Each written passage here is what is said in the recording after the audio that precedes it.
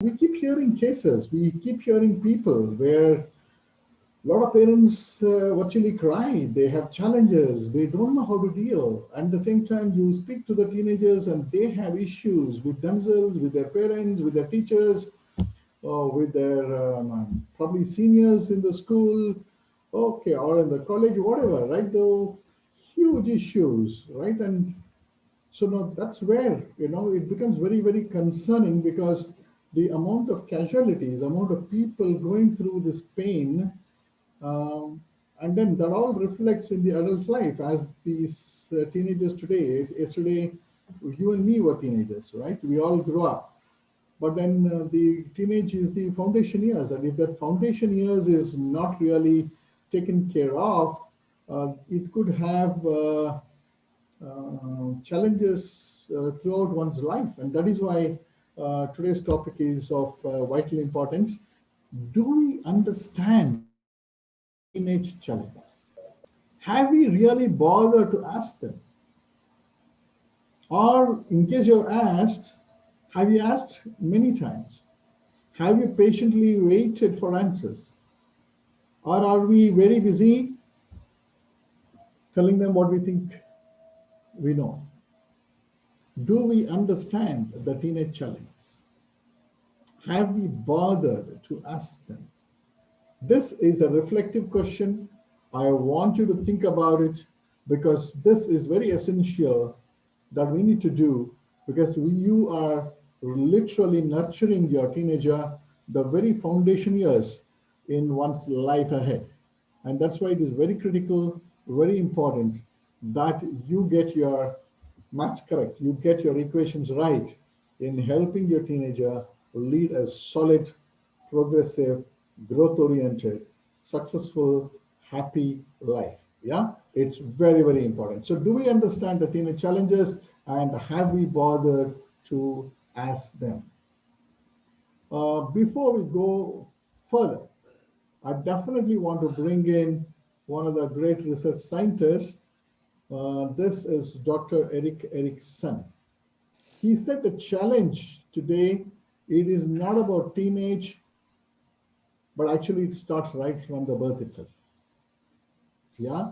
So now, as you see it on the screen, the challenge of bringing up a good teenager actually started when the child, when you had a newborn baby, the infant. So what thoughts did you put into the infant? Right? What happened as the infant became a toddler?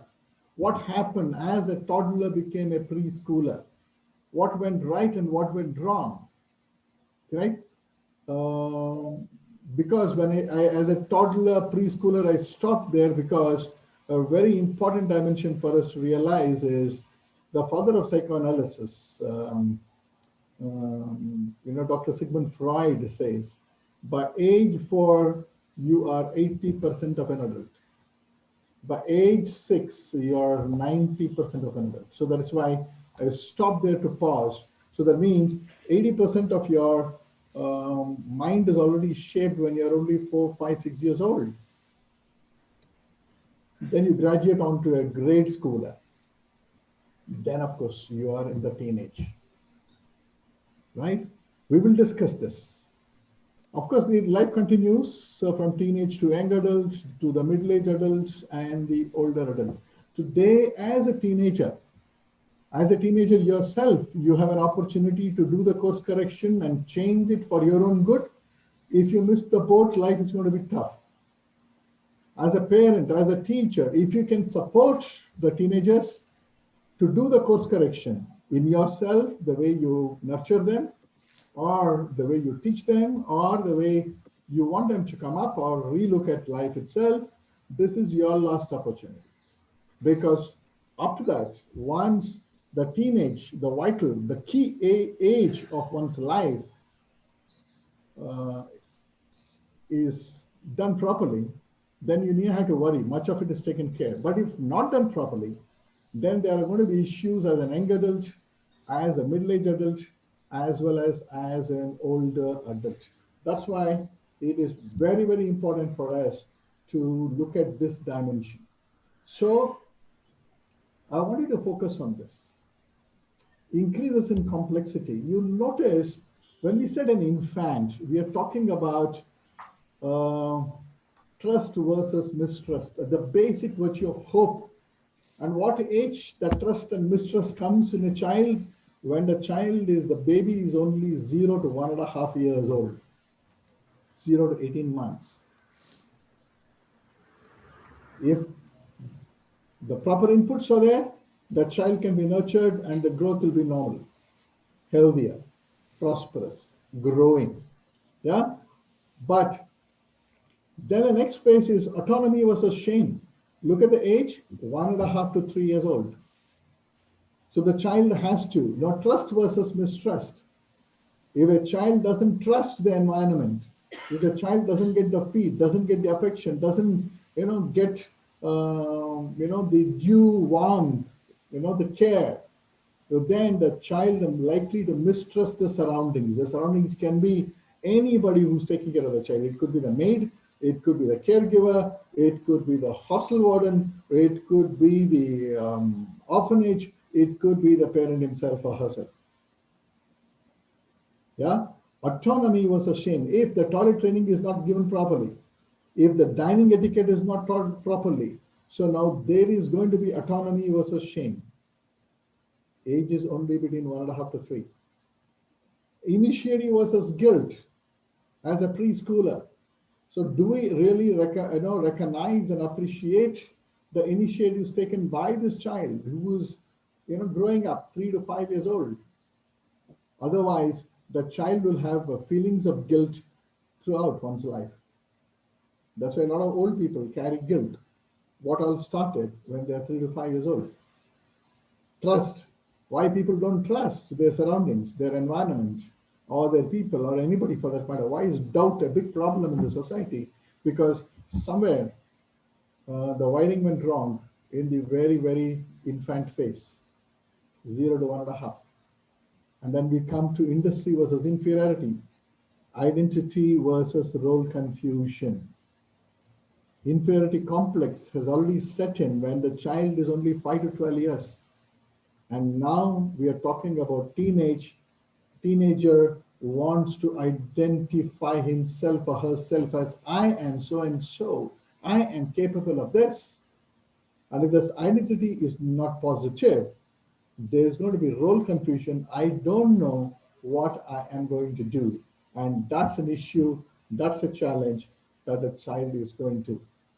Yes, there are other stages, intimacy versus isolation, generativity, stagnation, and ego integrity and despair. But today, let's focus, right, in the identity versus role confusion being the teenage years. We are talking about that. So, but it's important, since we're talking about teenagers, one size fits all approach to teenagers' learning and growth does not help. All teenagers are not the same.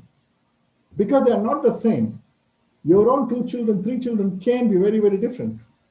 Amongst yourself, siblings are all very different. So one size fits all approach doesn't work. So we need to see how we can individualize this approach in helping our teenagers grow better. So talking about teenage, who is a teenager? Teenager is emotionally still a child, not a young adult. Don't use that word young adult for a teenager because he or she is not yet one. So common challenges teenagers deal with today, which is what we need to first of all understand before we go into solutions of what we can do and how we can go forward. There was this, I was reading a book and then I came across this Beverly Mitchell.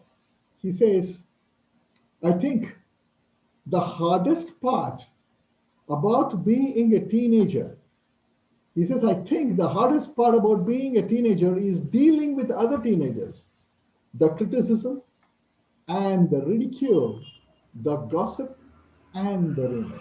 So that is why you notice a lot of teenagers have problems with their seniors or in the class or seniors at school. They run into a whole lot of complications. Ragging is so common in these days. And if your teenager is not ready, or you're not got him ready, yes, he or she is going to have a challenge. Yeah, and I came across one more very interesting thought from Troy Belisario. So Troy Belisario says, being a teenager is chaotic. Look at the word, the choice of words. He says, being a teenager is chaotic because you're kind of coming into your own, but you're not an adult. You're kind of coming into your own, but you're not an adult. You're fighting with your parents over responsibilities, and you're fighting with your parents over freedom. Look at that. So it's your own parents who gave you love and affection. You're fighting with them today, right? So wonderful thoughts for us to chew on and see how we can take this journey forward. Your teenage son, your teenage daughter may be bigger, maybe smarter, or even better than you in few aspects, but he or she is still a child emotionally. And this is something that you need to realize. Faster you realize, the better. Some of them, some of the teenagers see themselves in a negative way, unappreciated. Oh, my parents don't care for me. They have no hope. They feel hopeless. They feel helpless, and they feel worthless. I'm good for nothing. Right? So if you as a teenager, if you're feeling any of that, today, glad you're here. There's a lot of things that we can have hope to. We can turn around things, not to worry. If you're a parent, if you're a teacher, if you can support, if you can see that some teenager is going through this challenge of being unappreciated, hopeless, helpless, or worthless, then help is available. We can do something about it. Yeah. This may lead to depression.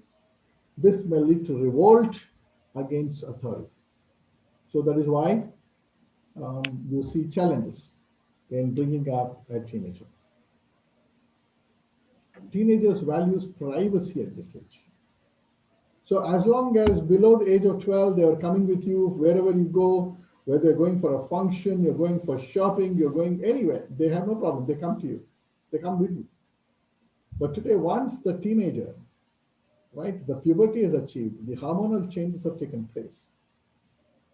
Teenagers value privacy, right? They are not ready to come out with you. Sensitivity about bodily changes. Because physically, hormones bring about changes. Some of them feel very shy. Some of them feel very awkward. They feel very embarrassed. Yes, they are very self-conscious about themselves. So that's why they close the door and mirror becomes their best friend. Sexuality, they're involved in feelings, they're involved in fantasies, right? Yes, both male and female. That's a common challenge. Yes, the teen stress, 101, there are, there are lots and lots of stress. But if you look at it broadly, there are issues with relationships, with parents, with college expectations, keeping up, right, fitting in with the environment, over scheduling, whole lot of dimensions that a teenager actually goes through. It could be leading to an attitude problem. It could lead to a drug abuse, telling lies, drinking, smoking, drunk driving, bullying, rebellious behavior, peer pressure, body issues, whole lot of damage. Yes, teenagers are facing all this. They are bombarded. Yeah. So, in fact, we got this from a teenager. He says, I am a teen. I have a messy room. I spend most of my time online. I have private things on my phone. I go to bed late and I'm crazy about one person. Right? Teenage years are years where the hormones are very, very strong. Right? That's what the puberty does. Hormonal changes in both the male and the female. Yeah. So that is where Teenagers are dependent on adults for emotional needs. Teenagers value strong relationships. They may not know how to express it. Only adults can provide the needed boundaries and structure to the teenagers. And that is why it is important for you as an adult as to what role you can play with them. Teenagers need role models and examples upon which to base their choices. So they are looking for role models. They want examples. So that is why there need to be a lot of discussion, a lot of you know uh, meetings, one-on-one between you and your teenager. The more, the better. But in these families today, both husband and wife are working. They hardly have any time, right? So that's the challenge. Teenagers need a reference point, my dear friend. They need a reference point and are influenced by how their parents and teachers judge them. So they are very wary. They know that the world is judging them. They want to know how they are being judged, positive light or negative light. Adult interest and adult involvement in their activities gives them the needed encouragement and support. So if you want to encourage your teenager, I would say, as recommended by thousands of behavioral scientists, I would say take part in what they do. Right? Show interest, devote your time, and when you are there playing with them, when you are there, picnicking with them, when you are there sitting with them and they're studying, oh, it's wonderful. It's a morale booster. It is there. The language is, yes, I'm there with you. To know how to prepare your child for adolescence, you need to recognize what challenges your teen will face. Your teen is facing huge lot of challenges as it is. Yeah, that's why it is important. So now let's address that. Why are teenagers moody? You see a lot of them. At that point of time, we always think teenager, what is he doing? He or she is only going to the school or the college at the most, right? And they come back, their job is only to study, they need to earn, everything is provided for. Then why are they not doing justice to what they're supposed to be doing? And they become moody. But teenage years with the hormonal changes kind of wreaks havoc, my dear friends.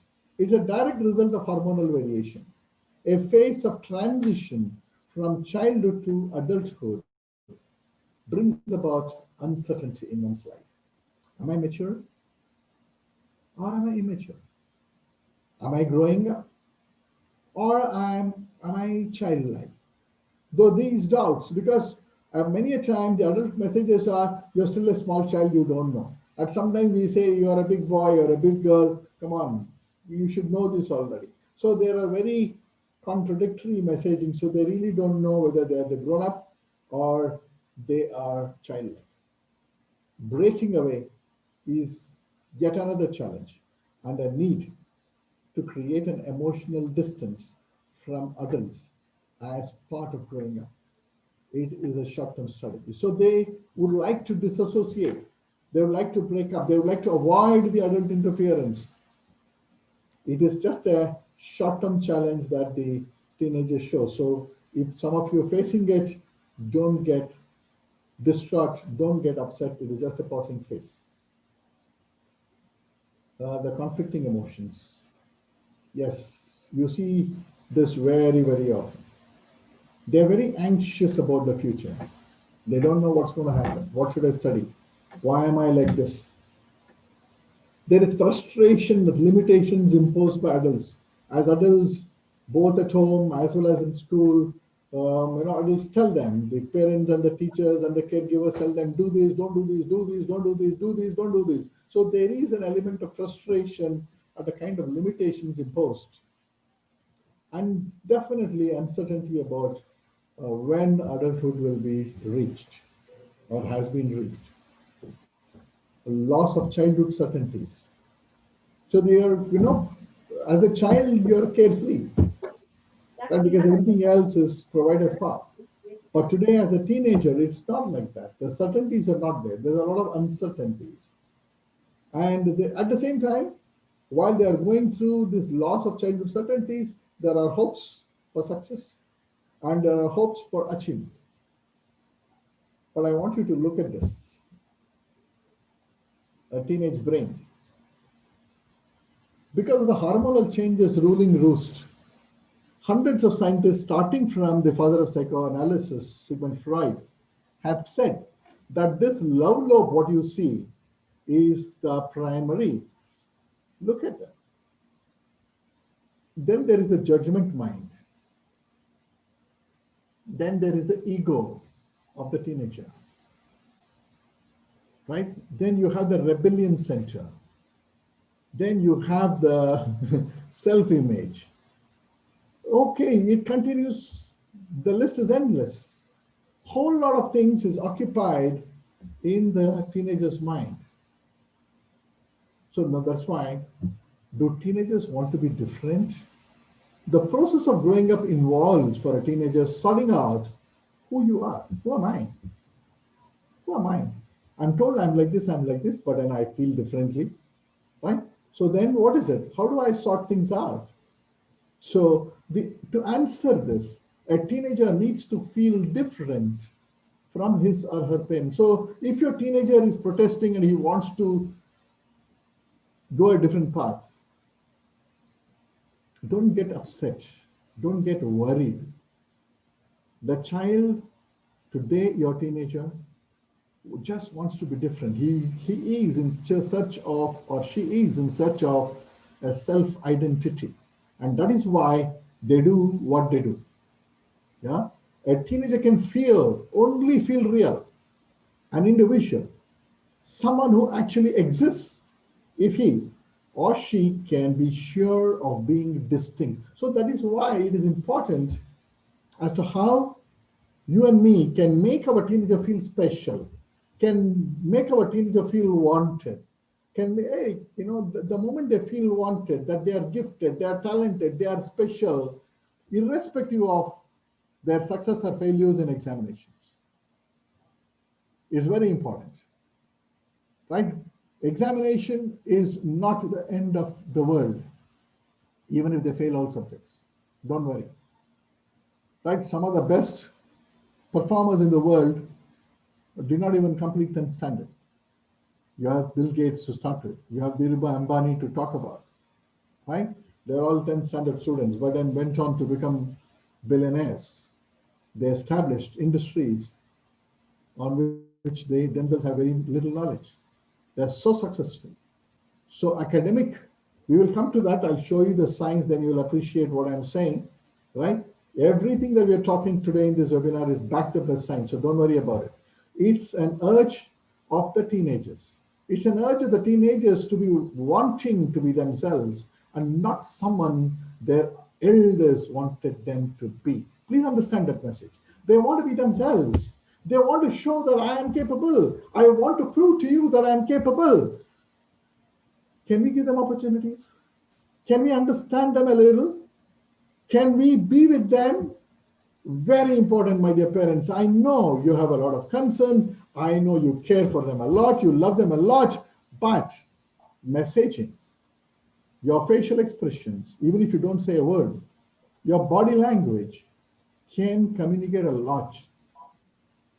That's why, whatever you do, body language communication, your vocal communication, your verbal communication, whatever, your written communication, make sure it is positive and never negative.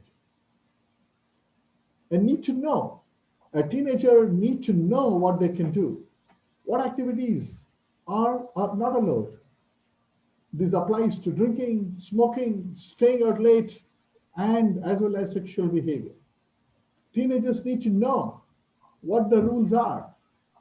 Teenagers need to know who is the authority to whom they are answerable, right? So if these things are clear, they have a lot of clarity. But I must definitely agree with you and share with you, a teenager has a false belief. Teenagers are all a ball of complex energy. So how do you identify, your teen is struggling with anxiety? But sometimes issues can arise and you might not understand what the cause is. There is an anxiety your teenager is dealing. He or she may not even share with you. That is why if you notice, after every year, In the newspapers you will get, or in the TV channels you hear, the moment the 10th standard results are out, which means the teenager is around 15 years old, roughly 15, 16. So many suicides. And some of them have done well in the exams, despite that. So then it is an anxiety. We don't know what happened in that particular individual teenager, but then there is that anxiety. And that is why it is important as parents to recognize that anxiety that your teenager is likely to be going through. Many teenagers have a false belief, my dear friends, that they can handle any situation. Nothing can happen to them, and that they are all powerful. They always think that nothing will happen, everything will be okay. These beliefs are no doubt a defense against exactly the opposite. Feelings of intense self-doubt. They have a huge self-doubt about themselves. And fears of not being able to manage anything at all. Like, can I really manage? So what happens if this goes wrong? What happens if that happens? Oh gosh, they are vulnerable. Teenagers, my dear friends, need love. They need love. They need true love, not just in words, but with your language of touch. They need that. Yeah? Love helps promote healthy, energetic, productive, and creative attitudes. So if you want healthy teenager, if you want energy to come out, productivity to come out, creativity to be oozing out of your teenager, then show them love, give them love, demonstrate love, let them feel the love every day, several times. And if you can do that, you will see huge changes in your teenager. Guarantee you. Unless they feel that priceless assurance of love. Look at the word, priceless assurance of love and acceptance by parents, they will not do their best. Yeah? Love is your only weapon, without which they cannot reach their true potential. So it's a weapon that I would urge you to use. So what you make them think, they become. So that means the whole responsibility of how they think rests to a large extent on the adult world, how we make them do. Because they say thoughts are nothing but things, everything, good or bad. So whatever your child is thinking, whatever your teenager is thinking, they are going to become things, good things or bad things. So what happened? They did a survey to find out how is the communication received by the teenager, right, across the world. Your teenager can be exposed to positive words, good words, words that encourage, words that appreciate. So they took a survey and then found out, they inquired in different parts of the world with different parents. After several interviews, they came across a range. The range is 30 to 75 words per day. You're good, you're clever, you're great. So 30 to 75 words per day. Yeah, as against that, your child can be exposed to negative words, bad words, words that discourage, words that criticize. Now you want to take a guess? You want to take a guess, and on the chat box, do you want to guess what may be, is the negative word more or positive more? Take a guess. And if you think negative is more, just put your number, put a number, how much more or how many times more? Yeah, what do you think? It's 460 to 500 words per day. You are stupid. You are good for nothing. I don't think you'll succeed. You are, meant to fail. I don't know why are you born to me, etc., etc., etc., etc. 460 to 500 a day. Now, what do? You multiply that, my dear friends. You multiply 500 times a day with 365 days in a year and with your teenager's age. Look at the negative impact that we have already created. By the time the boy or the girl is 13 years old, the beginning of the teenage years, the damage is deep-rooted. If you don't want to bring about a change now, it is going to have a deteriorating impact on the child's mind. That's why Dr. Lev Vygotsky, a Russian neuropsychologist, said way back almost 160 years ago that the whole world keeps telling you, you're not good, you cannot do it, you're not good, you cannot do it, you're not good, you cannot do it. If you're a teenager, substitute that, I am good, I can do it, I am good, I can do it. That becomes your mantra. I am good, I can do it. It becomes your belief. It is not just a sentence in English as you read it today from the screen. It becomes your mantra. Believe in it. I am good, I can do it. And if you as a parent, if you as a teacher can rub this in, you can reassure your teenager that you are good, you can do it. I believe it's okay. It's okay to fail. It's okay to fall. It's okay to make mistakes. It's okay to step back. But you're good. You can do it. And if that belief can be reinforced by you as an adult, as a parent, as a teacher, that's where the whole challenge is. So your responsibility, my dear parents, my dear teachers, my dear counselors, trainers, whatnot, consultants, coaches, right? Your responsibility is to play your key role in making them independent, yet loud. Our job is to make them independent. At the same time, they need to feel that the love is certainly there. To make your children feel genuinely loved, to be the authority figures for your children, and then lovingly discipline them. Discipline them. Everybody needs. They're also learning. They're likely to make mistakes. But please use your authority. Yeah, you are not their friend, but you can certainly be friendly. You are an authority figure as a parent, as a teacher, but you're not a friend. Never make the mistake of saying the moment you say I'm your friend, then there is no lines. They'll take you for granted. So that's why you're not a friend, but then lovingly discipline them. Yeah. So you look at that. Teenagers need focused attention time. They need your time. So what is the focused attention time? Your children need your FAT, F-A-T, focused attention time. Yeah. There has to be a lot of fat. Good child rearing takes time. Take your teenagers seriously. Examine their problems carefully with them and help them to come to logical, look at the word, help them come to logical and sensible solution. That means you are going to be there with them, helping them to take important decisions in their life. Don't be an aggressive or a passive parent. So the moment you're an aggressive parent, there is going to be impact, which we will discuss very soon. Moment you're a passive parent, there's going to be yet another kind of a challenge. Yeah. So be an assertive parent. Right. Having said that, if you are reacting to them, emotional overreaction of yours, calling them names, asking them to get out, or showing your frustrations or whatever is happening in your office, in your work, or between husband and wife, the parents, some challenge, but don't show the emotional overreaction on your children, the teenager in particular.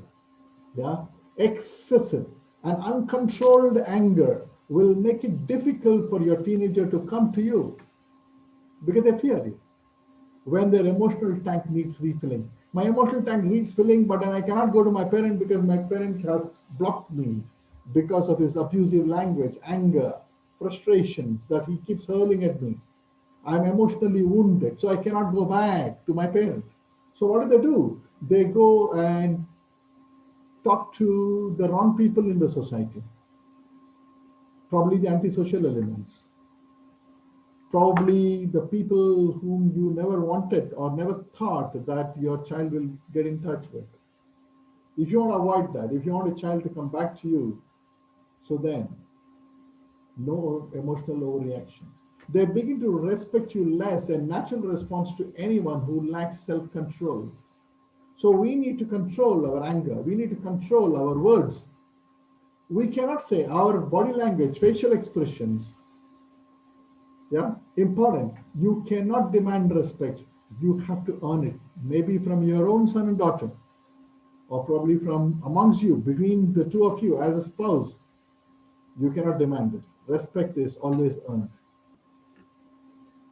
But now we spoke about passive and aggressive parenting as assertive parenting. Let's look at the impact. Passive or aggressive behavior can tie them down. So what will happen? They need to be corrected urgently by assertive communication, my dear friends, not passive or not aggressive communication. It has the danger of becoming a pattern for life, and it can affect their overall personality and make them poor team players. It can interfere in all the teenagers' future relationships. And it is one of the most difficult behavioral disorders to treat and correct. That is why it is important that you as a parent don't use passive strategy or aggressive strategy, right, with your teenager. So what is likely to happen? So if you are aggressive, there is a possibility that your teenager can become a passive teenager. And when your teenager becomes passive, these children put others' needs before their own. They have little respect for themselves and do not stand up for their rights. They don't know how to fight back. They are pretty insecure and show signs of inferiority complex. They are frustrated and they are angry by their own inability to deal with the external world, people around. Others take advantage of their weakness. That's why we talk about if you have a passive teenager, a lot of people outside in the society can take advantage of their weakness. And we talk about the aggressive teenager. So what happens? Aggressive behavior can be summed up as satisfying one's own needs at the expense of others. They are the big bullies and enjoy the feelings of power over others. Physical bullying is often reflective of a cowardly nature.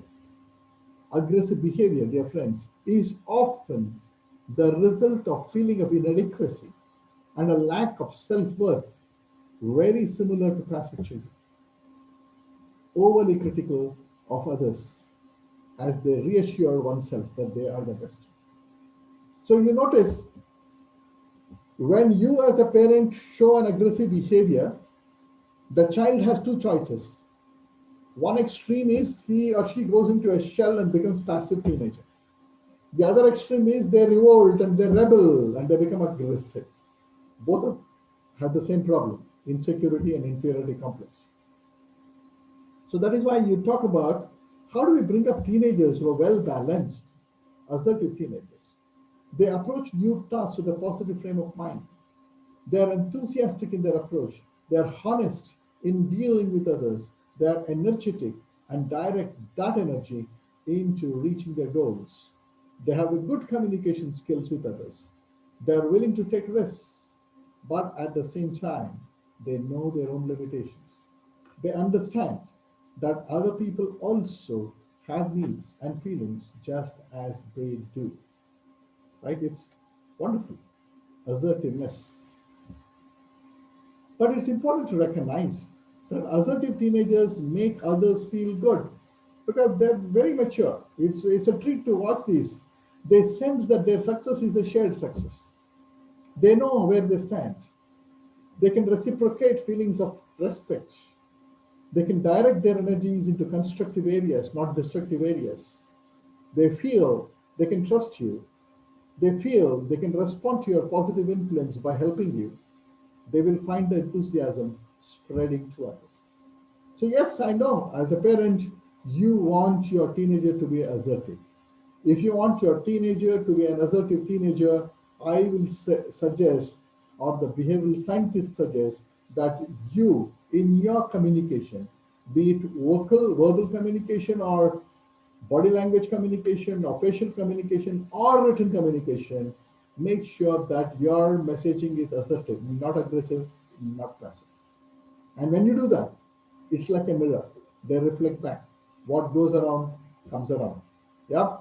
So parent control to self-control, and that's exactly what we want to do with our children. Discipline and training to change from parent control to parent trust. So Teenager needs to know that yes, my parents trust me. Oh, fantastic. If you know that your spouse trusts you, my wife trusts me, or that she says, oh, my husband trusts me, same way. My boss trusts me, or my team members trust me. My customer trusts me, so he comes back to me again and again. Trust is a very important element. So if your teenager trusts you, as a parent, if you won his or her trust, I think a, that's a great victory. Privileges and freedom depend on trustworthiness. You must help your teenager to move from dependence to independence by actively changing limits. That is your weapon. By actively changing limits and rules as they grow in mental maturity. And if you keep, so you cannot be applying the same rule that you had for them when they were 5-year old or 10-year old now when they are teenagers, which means your rules have to change depending on the mental maturity of the child. This will help them to gain a positive self-control and grow up to be a responsible and an independent adult. So if at all, I ask this question to many parents, what is your main responsibility as a parent? They say it is about I care for them, it's about providing education, getting them ready. No, it is just one thing. Make them move from a dependent children to an independent adult. That's it. Dependence to independent. And if you can do that, you are probably the best parent a child would have. But I want you to be aware of the teenage depression, right? And this was a study, and that's why I'm quoting the source. Correct? It came out in Mott Children's Hospital National Poll, right, in 2019, right, last year. Challenges to parent recognition of their child's depression. Percentage of parents citing barrier.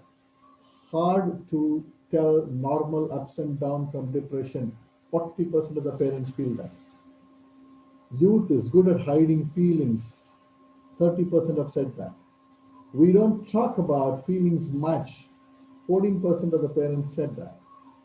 Don't spend much time with my youth. 7%. Not sure what signs of depression are. It's almost 4%. That will tell you what is happening. So I'm just sharing the statistics with you so you know what to do with yourself in your relationship with your teenager. So what are the symptoms of depression? Shortened attention span. They keep forgetting. Daydreaming. They're always in a different world. Yeah. They have not focus, no concentration. Automatically it results in poor grades in the school, college, wherever. And they always feel bored with anything and everything, or probably everybody. And they experience this physical pain. They say this pain, that pain, when you go for a medical checkup, everything is okay. So that means there's no pain, but the experiences of physical pain is more psychosomatic. You know, the psycho is mind, the soma is body. So it is more a mind which is making them feel pains which really doesn't exist. If there is a pain, they feel it.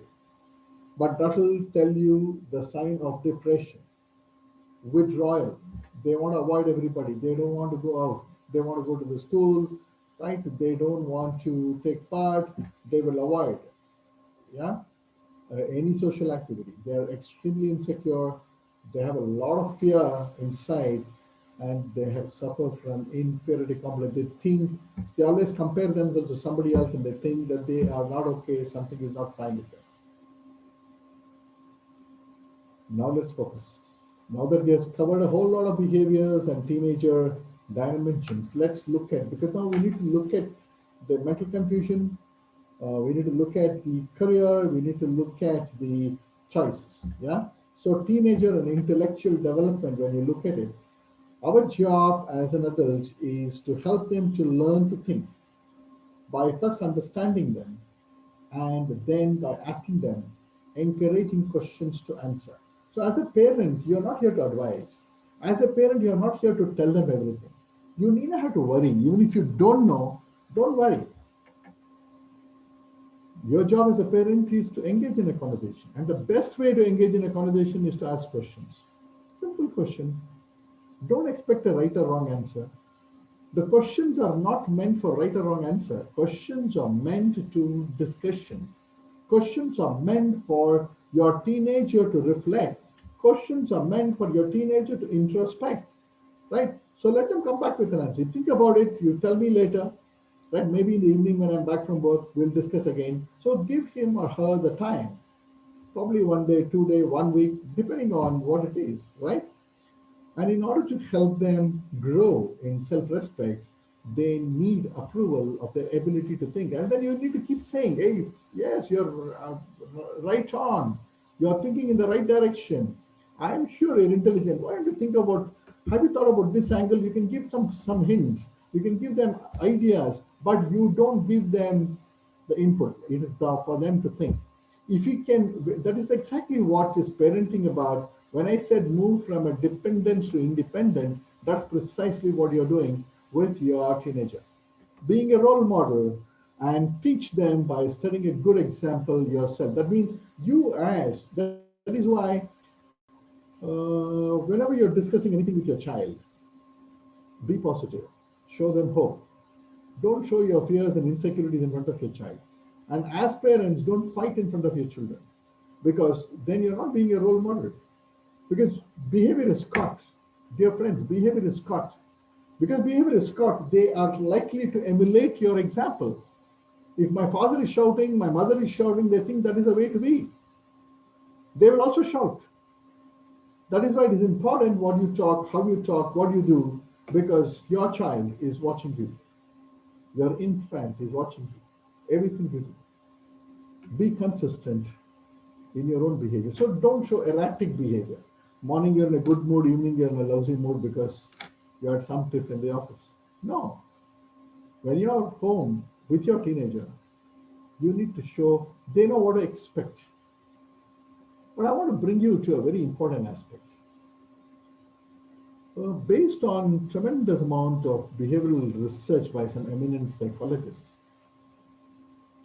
and with respect to teenager, the topic that we are discussing, very briefly, I want to touch upon the four phases of a teenager's psychological types. There is the feeler, the emotional teenager, the intuitor or the creative teenager, the thinker or the sensor teenager, or the sensor, the thinker teenager, or the sensor, the action-oriented teenager, right? In fact, I would like to share these particular facts about the four phases of a teenager. Yes. So let's jump in to understand, functional types from the heredity perspective. What are the different ways of probably thinking and functioning of a teenager? According to Carl Jung's work, the first type, you can have teenagers that fall in the feeler functional type, which will tell you that they are emotionally oriented, right? They are more concerned with feelings and emotions of themselves and others. They tend to be a little more sensitive either to their own feelings or to the what's happening around them. You can have the intuitive functional type, which is makes your teenager quite creative. He's going to have a lot of ideas, some of them practical, some of them wacky, but definitely he or she is looking for change, variety of experience, wants to explore, wants to try out. There's a real curiosity for the intuitor, okay? And things like art, perhaps even science, conceptual subjects or creative subjects really start to appeal to him.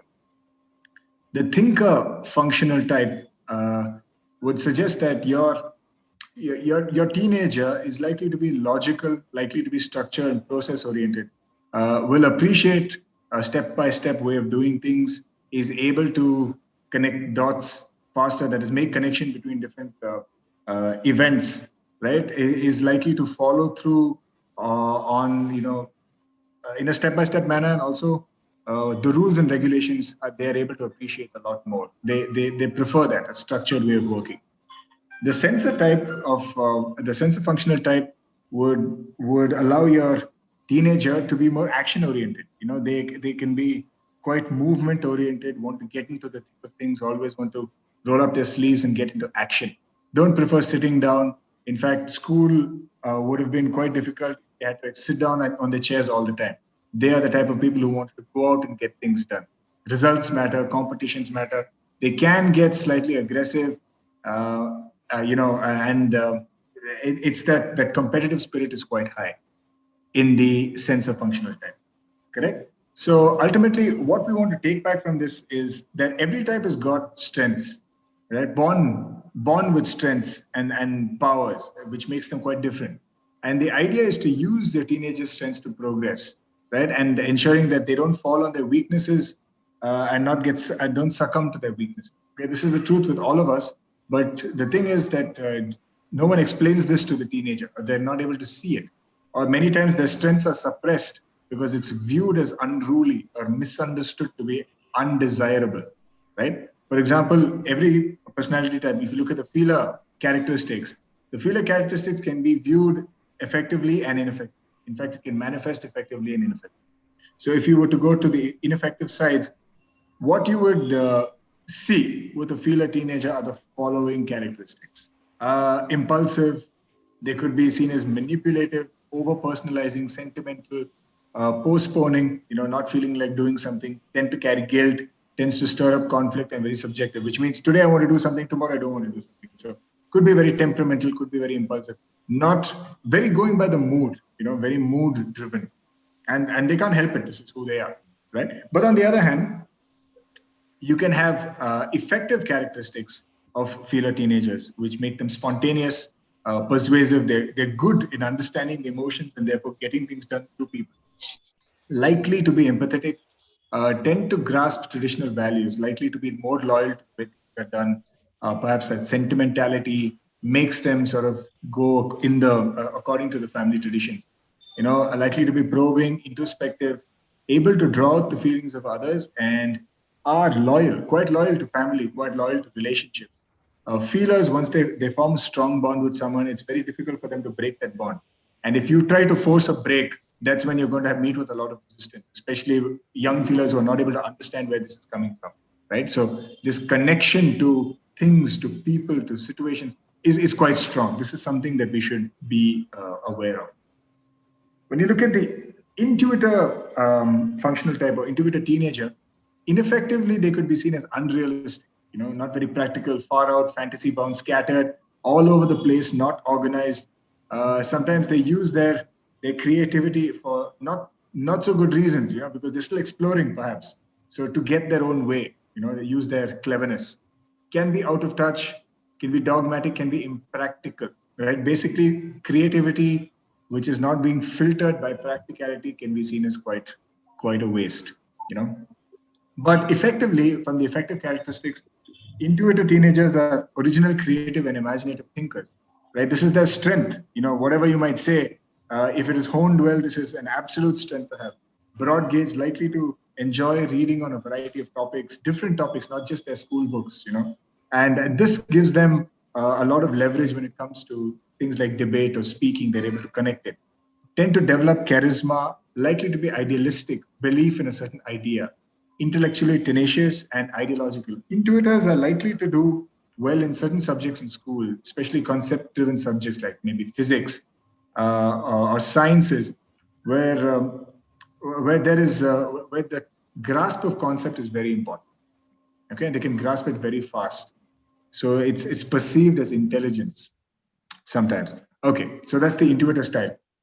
The thinker functional type, ineffective traits include they can be quite verbose when it comes to explaining because they have a good concept of the rules, procedures. So they want to ensure that everybody follows the rules and procedures. Sometimes can get indecisive when it comes to choosing or making decisions. Too many options can confuse them. Tend to be overcautious, over analyzing, can be unemotional. Not really realizing that logic is only one part of human dynamics. Emotions are another part. If this is not explained or they're not guided, they can grow up to be very disconnected human beings if they don't connect to their emotional side. Non-dynamic, controlled by rules, very rule-driven, sometimes overseas, sometimes very rigid. But in teenagers, you'd see thinkers as wanting to have things a certain way.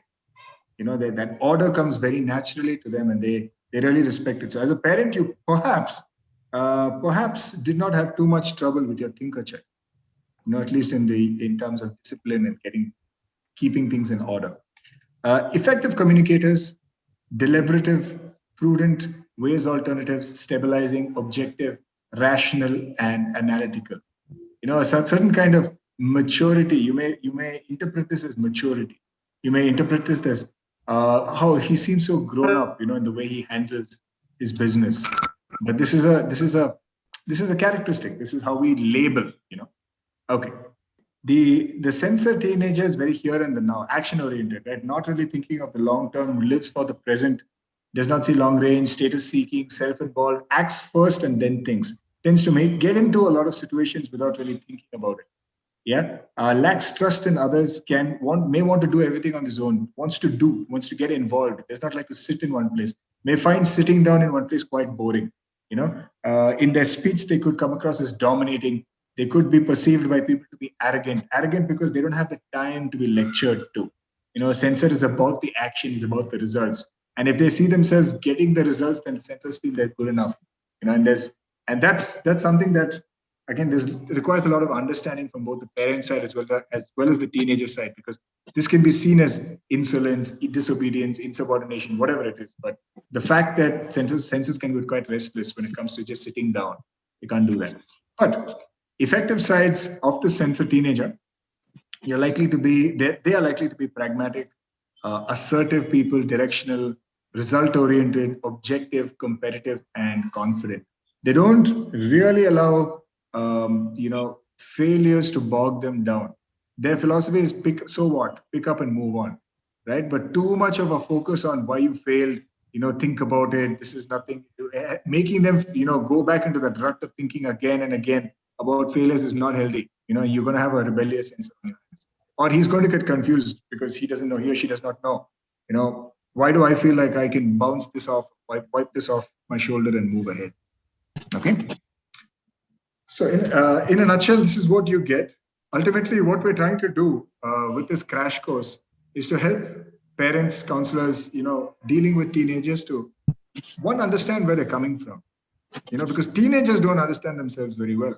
So we as adults are in a position to better understand, right? So help them know themselves, help them help first yourself, know yourself better. Be sensitive to the way the teenager sees you. Yeah. And also then know the style of your teenager and to communicate in the teenager style, so that at least there is an attempt to align. Otherwise, each person is approaching the situation in their own style and their own nature, and there's no right and wrong. But because of the power dynamics, you tend to win, but only temporarily, because this festers in the mind of the teenager, and as they grow up, there could be challenges or the way they've interpreted that situation, right? Emotional scars, etc., etc. So it's in everybody's best interest to sort of sensitize themselves to this knowledge so that they're in a better position to handle the relationships. Wonderful, Manu. Thank you very much for sharing. So now, based on what Manu said, what Manu was covering just now was very important, because that is genetics, heredity. All the four phases are there in your teenager.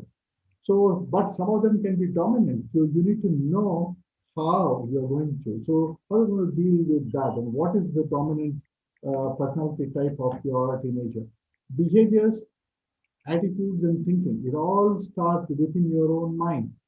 It is my attitude that affects my behavior, that affects teenagers' attitude, and that affects teenagers' behavior. And the teenager's behavior affects my attitude as a parent, as a teacher, as an adult.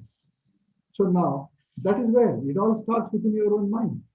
So if the response is positive, then my attitude affects a positive response. There is a positive teenager's attitude, thereby a positive teenager's behavior, and thereby the entire circle becomes very positive environment. So your home becomes a heaven. Wonderful, right? So let's talk about style. We talk about personality style. We talk about thinking style. Style itself is an acronym. Stimulate thinking and yield learning excellence. So now my question to you is, as a parent, do you stimulate thinking of your child? Do you ask him or her enough questions for them to ponder, for them to think about it, look for answers, search for answers, come back to you, agree, disagree, discuss?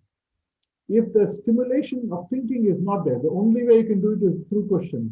if not there, if it is very advisory kind of a conversation, or if there is no communication at all, or only minimum communication about breakfast, lunch, and dinner and homework, there is going to be a lot of challenge that teenager is going to face because he is not learning to think at all. So that's why it's very important when we talk about learning styles differ. We're coming to the crux of it. When you talk about career mapping, learning styles differ because the teaching styles vary. All the children don't learn the same way. All the teachers don't teach the same way. Parenting styles change the way we are, right? Between two parents, there is a difference, right? Between parents and grandparents, there is a difference in style. My own behavior when in the morning, when I'm in a good mood, or when I'm back, after a hectic day at work and bad day at work is different. My own style has changed. You can help teenager to think and learn if and only if you can match their learning style. So quite often, if your son or daughter cannot learn from the school teacher or the college, what do? We get them a tuition teacher. But if the tuition teacher's teaching style and your teenager's learning style are conflicting, they will not learn. So then we are likely to label them saying that you're not intelligent, you cannot learn in the school. You've got the one tuition teacher. I try to teach you, you're not learning. So you are likely to label them and brand them as not intelligent, not capable, etc., etc. My dear friends, learning styles differ, teaching styles vary. So you need to, that is why it is important to assess and identify what is the thinking style of your teenager. What is the learning style of your teenager? What is the personality style of your teenager? What is the personality type of your teenager? What is the personality traits of your teenager? All are different. Types, traits, styles, they're all not the same. They're all different. Yeah. So let's come back. You see a classroom full of students, but do everybody get a first rank? No. It's only 3% who are there in the top level. It's only 10% who are there closer to the first rank, second rank holders. Then about 60% are average performers and about 27% are poor performers. Why? Then what is intelligence? Same school teacher was teaching, same classroom, same content, but then why, when it comes to academic results, we don't. When it comes to life results, we don't. Most early theories about the basic nature of intelligence involved one or more of the following themes: the capacity to learn, the total knowledge a person has acquired, the ability to adapt successfully to new situations as well as to the environment in general. After the fourth one was more than one intelligence exists in everyone. That's a good news, right? More than one intelligence exists, and that is where the good news is. So let us see how we can go about it. So there a lot of research went in, but because of the very important thing I want to cover with you is Howard Gardner's and his theory of multiple intelligence. So well-publicized studies in brain research conducted by Howard Gardner of the Harvard University demonstrates that there are many different intelligences present in every single human brain. He has confirmed 9 and additional ones are identified as well. We all possess multiple intelligences, you and me. Yeah, their relative strengths definitely vary from person to person, partly due to different ways we are developed as a result of our life's learning experiences. Yeah, life is a big teacher, right? Based on their home environment, school environment. But I must assure you, I must reassure you that your teenager is gifted with more than one intelligence. Believe me, he is gifted or she is gifted with more than one intelligence. As per Howard Gardner, the intelligence is located in different areas of the brain. Intelligences are interconnected. They are interconnected and depend on each other, but can work independently if needed. Multiple intelligences can be developed with the right environment conditions. So, dear parents, dear teachers, dear adults, take the responsibility to create a positive environment at home for your teenager to grow and succeed. for your teenager to grow and succeed. So let's start gaining from multiple intelligences again. Manu, you want to step in, talk to them about these wonderful 9 intelligences we're talking about? The first intelligence is the linguistic intelligence. Those with a strong linguistic intelligence or sense are likely to have a way with words that develop very quickly a hold over grammar, a hold over language. These typically areas of career areas include poetry, poets, journalists, authors, teachers, public speakers, secretaries, comedians, anywhere where word fidelity and language fidelity play a role, right? The second intelligence is the logical or the mathematical intelligence. Easy to understand, understanding of numbers, how they play out, the relationship between quantities, between conversions, and how they can be used to describe objects, relationships, whatever it is. That entire comfort with numbers come from the logical, mathematical intelligence. Some people tend to have identified at a very young age. Some of us, grow up hating maths, but this could be one of those reasons. Some teenagers are gifted with a logical mathematical brain, right? You have the visual or the spatial intelligence, wherein you are able to sort of visualize aesthetics. Think careers like painters, navigators, sculptors can make sense of space, how things fit, what fits the best, what would suit a particular space to achieve an aesthetic outcome. This is the visual and spatial or picture smart. Okay, you have the bodily kinesthetic intelligence, where body balance is something that a child particularly enjoys. To be a dancer, a sportsman or woman, actors. These are signs of bodily kinesthetic intelligence. Musical intelligence is an understanding of notes, of able to pick up or appreciate music, able to mimic tones. Composers, pianists, and singers typically are gifted with this style, but they're also able to learn musically. Any information that's given in the form of a musical tune can be picked up very fast with musical intelligence. The interpersonal or people smart intelligence describes those with a good sense of understanding people, empathy, sensitivity, able to gauge what people are going through, responding in the right manner. This is, some people have it at a really young age, right? So social workers, sales, public relations, counselors, and teachers, these are typical career areas where those good people skills, people smarts tend to flourish. You also have intrapersonal, a good understanding of the self, an ability to ask questions, innately ask questions, ask important questions about the way we think, why we act. So philosophy, psychiatrists, religious leaders tend to gravitate towards a certain kind of thinking, an inward thinking, right, which is as important. Okay.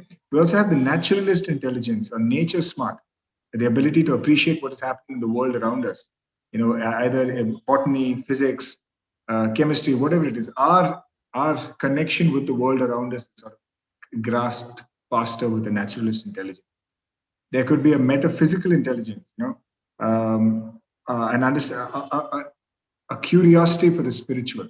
Again, philosophies or philosophers tend to have this as well. An interest towards it, or enable a way to quickly understand these concepts is the metaphysical intelligence. So, what are the 3 main benefits of multiple intelligence? All right. Number so, one, yeah. Go ahead. Yeah. So the three main benefits of multiple intelligence are: you are cultivating desired capabilities and talents within the person, right? The earlier you describe it, the better it can be honed. The earlier it can be honed. Second is approaching a concept or subject matter or a discipline in a variety of learning ways, and this is very important. I think, for example, if you're musically inclined, but you are not verbally inclined, perhaps learning prose or understanding certain subjects is difficult. By converting the subject matter into some kind of tune, music, is likely to stick in your mind better than if you just read it as raw text or a boring text. So this is the way that you can leverage your existing intelligences to learn subject matter in different ways, and different people can learn it. You can also personalize your learning. As we take teenagers' personality differences seriously, right? So in a classroom of 60, this is difficult to do, no doubt. But on a one-on-one, or perhaps with your own child, exploring different ways for the teenager to engage with a topic. It need not be just through a book. It could be videos. It could be auditory. Maybe they'd like to listen to it. Maybe they learn better when there are people involved. Some of them learn better when they're involved, when they're on their own, right? So each student learns best in a certain way. It's best for us to recognize this and encourage them to leverage that. So it is important. Thanks, Manu. It is important. The brain behind the teenagers' faces. When you look at the brain, there is a left brain and the right brain we are talking about.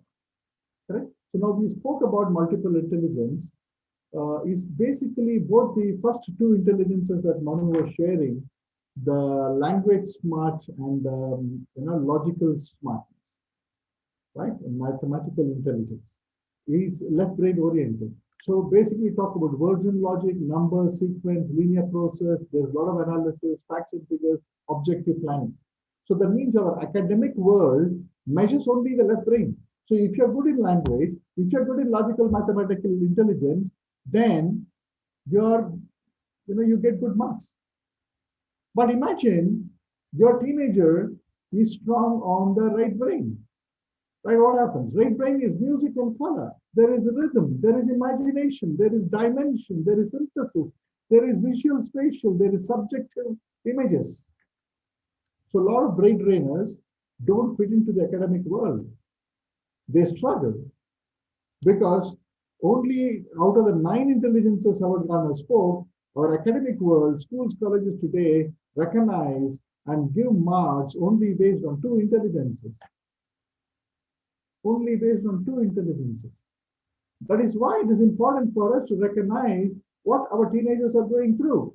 If I am, a right brainer, and if I don't score well, and if my parents start scolding me and labeling me and finding fault, you tell me one thing, I am right brain inclined, right? I am music smart, I am nature smart, I am people smart, I am self smart, but I am not given marks for that. And that is where the challenge is in understanding or misunderstanding our own teenagers. So that's why they say there are parallel routes to the teenagers' learning. So what is that? You look at the head and the IQ. The IQ is about being reasonable, thinking, left-brained, logical, objective, successive, convergent thinking, analytic thinking, aggressive, and it's a very, very masculine quality. Whereas the heart is where a person can learn using emotions. Opposite of the reasonable is emotional. Thinking versus feeling. Left brain versus right brain. Logical versus intuitive. Objective versus subjective. Successive versus simultaneous. Convergent versus divergent thinking. Analytic versus relational. Aggressive versus yielding. And masculine versus feminine. You tell me which brain is important. Both are. Unfortunately, the academic world gives overimportance to the IQ at a cost of ignoring the EQ. That's where you as a parent need to relook, rethink. But add to that is 6 levels of learning challenges. See, the taxonomy of educational objectives, by Benjamin Bloom, 1956, is relevant today because even today, all our universities and schools and colleges, starting from your kindergarten onwards, is based on Benjamin Bloom's research. To stimulate and develop the higher order thinking skills in the students, he identified 6 levels of cognitive complexity in the design of instruction. Yeah, that is how all our textbooks are made. So one is, Manu? Yes, one is knowledge, using rote memory skills, trying to pick up facts, terms, procedures, and classification systems, right? The second level of learning is the comprehension, not only the knowledge, but the actual understanding, the ability to translate what I read, what I engage with, paraphrase it, interpret it, or extrapolate material. Sometimes I'm able to remember, but I'm not able to comprehend. And this is the second level of learning challenge. The third is the application of this learning challenge.